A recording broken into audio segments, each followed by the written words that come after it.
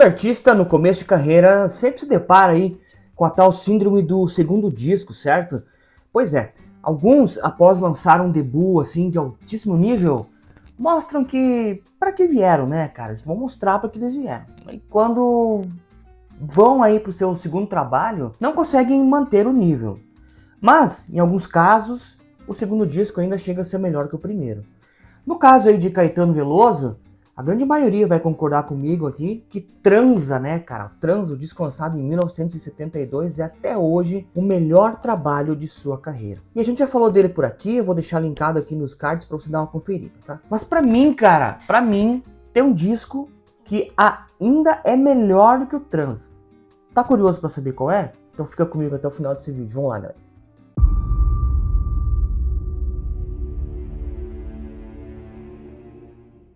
Fala galera, aqui é o Bro, está começando mais um Minha Vida em Vinil, hoje pra gente falar sobre aquele assunto que a gente ama. Estamos de volta para falar sobre brasilidades, cara. Claro, aqueles discos, né, artistas que a gente ama, que a gente gosta, que a gente curte, mas que em algum momento aí acaba passando meio batido por aí. E como eu já tava falando no comecinho do vídeo aqui na abertura, né, cara, a grande maioria sempre linka aí o disco do Transa.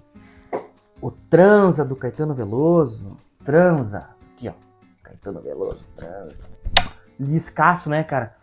Sempre linka esse disco como o mais cult aí da carreira dele, como o seu melhor trabalho, né?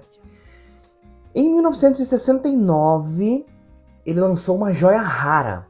Aquele que eu, Luiz Fernando, considero o disco mais extraordinário, mais alucinógeno. Uma verdadeira viagem psicodélica. E eu tô falando de um clássico conhecido como Álbum Branco, que inclusive hoje eu tô com a minha camisa do Caetano Veloso aqui, o Álbum Branco do Caetano Veloso, especialmente para gravar esse vídeo. Mas, antes de a gente começar a falar sobre o Álbum Branco, né, cara, que é esse disco aqui, ó. Esse disco aqui, o Álbum Branco. Essa minha cópia aqui é uma cópia, cara, muito judiada. A capa tá muito ruim. Depois eu vou falar um pouquinho sobre ela, tá? Mas para antes de a gente começar a falar do Álbum Branco, a gente precisa se situar no contexto histórico da coisa toda. Então, a gente vai pular lá para o finalzinho de 1968. Então, o presidente do Brasil, Arthur Costa e Silva, o segundo do período da ditadura militar, ele sancionou o que a gente conhece como AI-5, né? Um ato institucional aí, que dava plenos poderes aí ao governo da época para dissolver o Congresso Nacional, para caçar mandato de parlamentares, promover intervenções em estados e municípios, suspender habeas corpus, censurar previamente músicas, filmes, peças teatrais, programas de TV e jornais impressos. Em pouco tempo, artistas e intelectuais foram sendo presos, né? E nesse bolo todo aí, dois baianos que foram os expoentes aí do movimento tropicalista vinham se tornando um incômodo para aquele governo. Os tais baianos eram Gilberto Gil e Caetano Veloso. E prendê-los era só uma questão de tempo, assim. E a gota d'água culminou com a apresentação provocativa aí de Caetano no dia 23 de dezembro, no programa Divino Maravilhoso da TV Tupi, onde ele aparece aí cantando uma música do Assis Valente, né?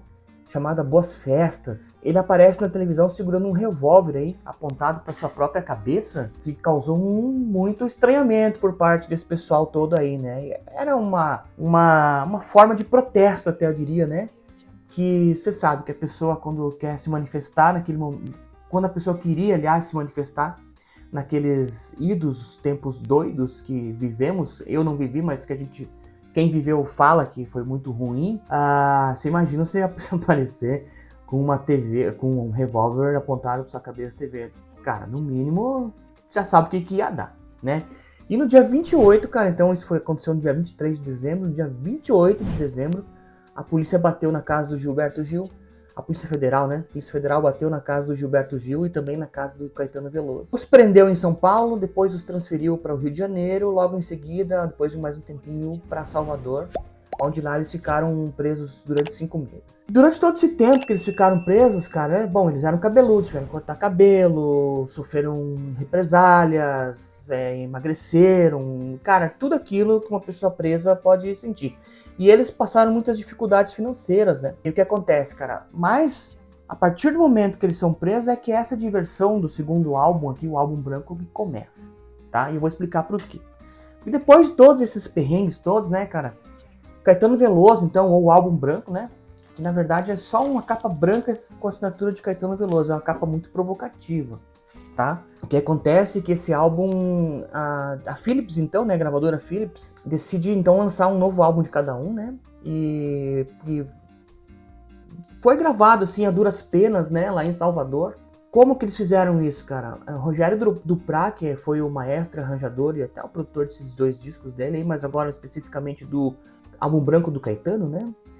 Ele pediu pro pessoal, pros 2 mandarem fitas master, né? E a partir daí eles começaram a trabalhar então em cima de arranjos e tudo mais. E o disco foi gravado uma parte lá em Salvador, em outra parte em São Paulo, remasterizado e mixado em São Paulo, enfim, né? Então a gravadora resolve dar essa colher de chá, lançar esse novo álbum, dar uma força pra cada um, né? Mas eu vou te contar, cara, que pra isso acontecer, teve muito esforço deles, tá? Eles tiveram que conversar com muita gente, eles tiveram que falar junto com a censura federal e depois que de tudo apresentar todos os projetos e tudo mais, eles viram, né, a censura. Depois de muita conversa e enfim, eles resolvem então dar essa colher de chá aí, digamos, tanto pro Gil quanto pro Caetano. Como eu disse, é aqui que a diversão começa, cara. Depois de todos esses perrengues aí, então, em agosto de 1969, o disco chegou às lojas. E de cara, o álbum já surpreendeu o público assim de uma maneira extremamente visual, né?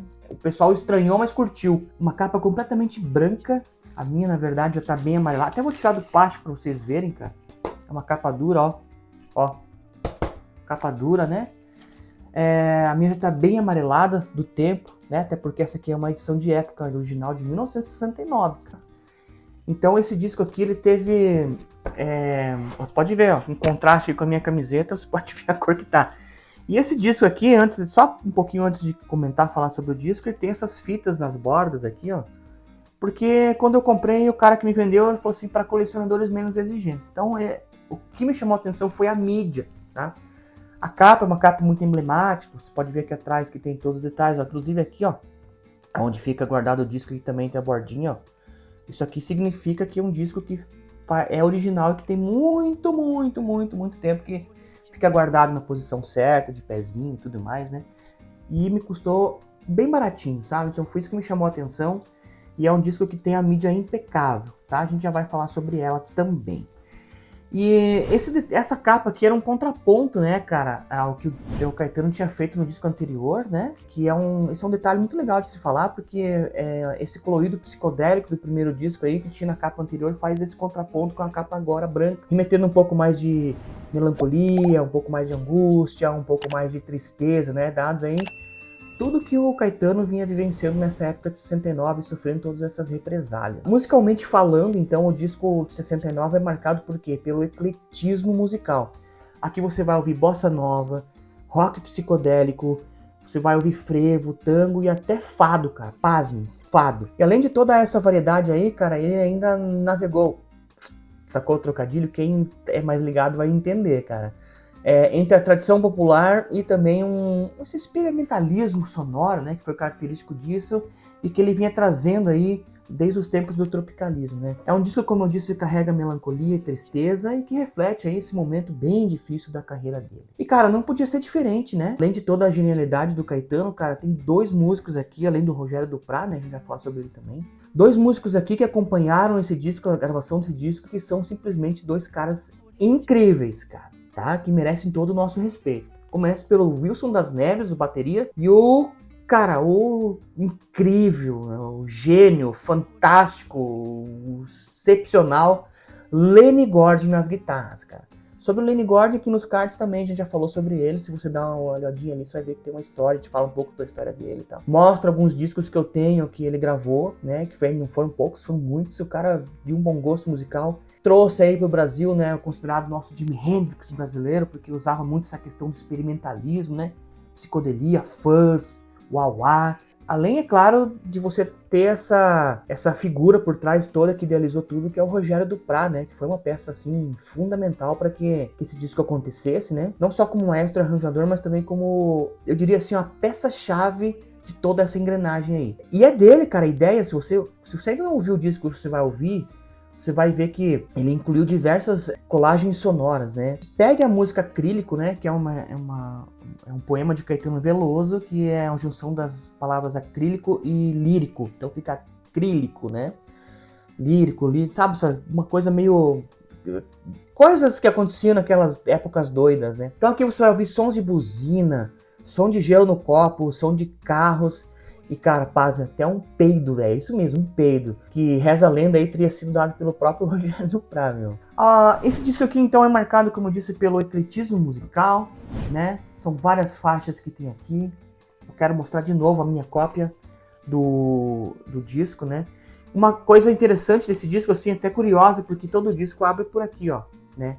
Mas como o colecionador, a pessoa que tinha esse disco, sei lá, o porquê, ó, esse disco é fechado, tá? Então é uma capa que tá bem judiada, precisaria de um cuidado. Dá pra gente arrancar as fitas, a gente consegue, mas ela vai ficar com a marca, então eu optei por deixar. Eu acho que deixou um charme todo na música, no disco, na capa do disco, né? Você consegue ver um elemento aqui, que é a assinatura do Caetano Veloso, né? E o disco abre pela parte errada, né, cara? Pela parte inversa. E tá aqui minha cópia. Então, se você for pegar a minha cópia, espero que vocês consigam ver com bastante clareza. É um disco, se você pôr ele contra a luz, assim, você vai ver poucos arranhões. Vamos tentar fazer assim pra ver, ó. Aqui, ó. Poucos arranhões, ó. Né? Então é uma cópia muito bem cuidada. Deixa eu fazer assim para ser melhor. O selo tá aqui, ó. Aqui no selo você consegue ver no cantinho ali, ó, 1960. Aí, ó, melhorou. 1969, tá vendo? Então é um disco original, selo Philips, né? O disco, ó, o selo original é da Philips. Cara, é um disco, assim, sem sombra de dúvidas, um dos maiores trabalhos de Caetano Veloso. É um disco que abre com Irene, cara. É uma música que foi gravada aí pelo Caetano e pelo Gil, né? É escrita pelos dois. E eles começam a cantar e eles erram a música. E o produtor teve uma grande sacada que ele resolveu deixar isso. Isso aí dá um charme todo pra música e pro disco inteiro, né? Então eles começam a cantar de novo, assim, como uma maneira de brindar o pessoal, né? Pra ver que as coisas talvez não fossem fáceis. Erramos, vamos começar de novo. Gente como a gente, cara. Tem também a música Empty Boat, né? Empty Boat, isso mesmo. Que tem aquele começo que é mais lento, um começo mais melancólico, assim. Mas que lá pra frente já começa a ter uma guitarra fuzenta, né, cara? Aquele fuzz barulhento, assim, do Lenny criando essas texturas sonoras incríveis. Aí tem Marinheiro Só, cara, com um efeito wah-wah maravilhoso. Lost in Paradise, uma bossa nova com um incrível sopro de metais, uma coisa excepcional, cara, muito linda. Tem uma música de Caetano, Chico Buarque, chamada Carolina, que é a música que abre o lado 2. Os Argonautas, cara, que música legal, né? Fecha o lado A do disco, né? Cara, é difícil. É muito difícil a gente falar só sobre uma música, sabe? Porque o disco inteiro é um disco maravilhoso, maravilhoso, de um bom gosto incrível. E de tudo que a gente falou aqui, cara, o que eu posso te dizer é ouça esse disco sem moderações, ouça esse disco várias vezes, procure, assim, depois de todo esse contexto histórico, agora você consegue entender o que tá descrito aqui, qual que é esse trabalho, por que ele fez isso, que logo na sequência eles foram, assim, exilados, né? Ficaram um tempo fora, depois eles voltam. Inclusive, quando ele ficou fora, foi o ano que ele grava esse disco que eu quero mostrar de novo, que não é uma edição original, mas enfim, é uma edição repress agora, né? É a capa simples, tá? Mas é difícil, né, cara? Se conseguir a capa original, é um disco que tem um valor muito, muito, muito agregado já. Esse disco aqui, o álbum branco, né, cara? Esse disco aqui que é o nosso objeto de estudo, é uma aula de produção, cara, de arranjos, de bom gosto.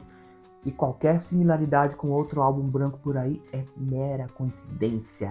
Antes de terminar esse vídeo, cara, eu quero fazer um convite para você clicar aqui embaixo, fazer a sua inscrição no canal, deixar o seu like e acompanhar sempre Minha Vida em Vinil, que volte e meia por aqui a gente tá falando sobre brasilidades, cara, brasilidades que amamos. Tem muita coisa de música brasileira que ficou esquecida no tempo e que a gente quer fazer esse trabalho de resgate. E que é muito legal, né, cara? Então a gente produz conteúdo aqui no YouTube, a gente produz conteúdo às vezes que não sai no YouTube, tá muito conteúdo lá no Instagram, então segue nosso Instagram, cara, @minha vida em vinil, já passou por aqui algumas vezes. Segue a gente lá que tá bem legal, tá bom? Beijo, obrigado de coração a todo mundo que acompanha, a gente se encontra no próximo vídeo. Valeu!